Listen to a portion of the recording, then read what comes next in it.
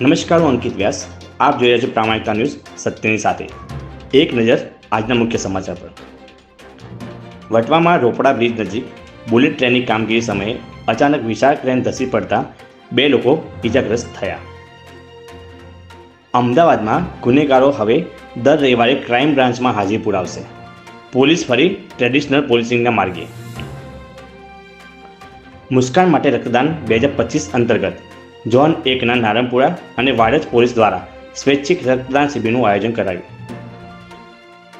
પીસીબીની ટીમે કૃષ્ણનગર ખાતે પુષ્પકુંજ કોમ્પ્લેક્સમાં દરોડા પાડી જુગાર રમતા 6 જુગારીઓને ઝડપી પાડ્યા. સાબરમતી રિવરફ્રન્ટ પર ખાનપુર તરફ આવેલા વોકવે પરથી યુવક યુવતીએ હાથમાં દુપટ્ટો બાંધી નદીમાં ઝંપલાવીને આત્મહત્યા કરી.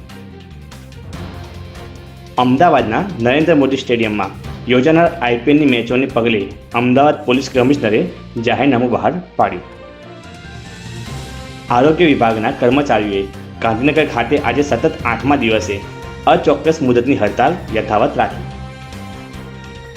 વડનગરના ઐતિહાસિક હાટકેશ્વર મહાદેવ મંદિરના સુવર્ણ શિખર અને યજ્ઞશાળાનું મુખ્યમંત્રી ભૂપેન્દ્ર પટેલના હસ્તે અનાવરણ કરાયું. રાજકોટમાં નમકીન બનાવતી કેબીઝેડ કંપનીમાં સવારે 9 વાગ્યાથી ભીષણ આગ લાગતા મોટા પ્રમાણમાં નુકસાન થયું.